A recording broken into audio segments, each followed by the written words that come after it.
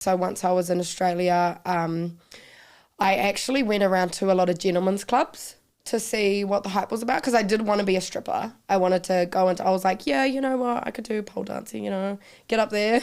But I actually stumbled across a gentlemen's club. I thought it was a strippers. Yeah. So I walked in for an interview, realised it was not a strippers. It was in fact a brothel. Oh, wow. An escorting agency. Yeah. But you know, I'm like, so I was 19 and I'm like the type of girl who is, you try something once and if you don't like it, don't do it again. Yeah. And so I actually ended up working there for about the whole entire year that I was there, which was so good. I made so much money. Yeah.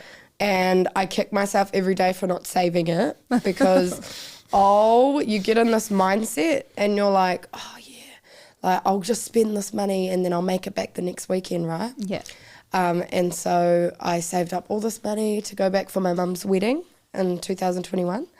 And so I had all this money. I went back with like 10 grand and I spent it all for my mum's wedding. And about 2 months before I decided to come back to my return flight to Australia, I met Josh and that next weekend never came. Yeah. So I ended up, before I met him over in New Zealand, back in New Zealand, I was doing stripping. So I was working at Sin City in Taupo, which was so good. They are the best club that I think that I've ever worked at because they tip in real money. They don't have stripper money. Oh, yeah. So the lowest you can tip is $5, which you think about Well, you're that. not going to chuck coins at you. So, yeah, that works out perfect. No, you're not. I mean,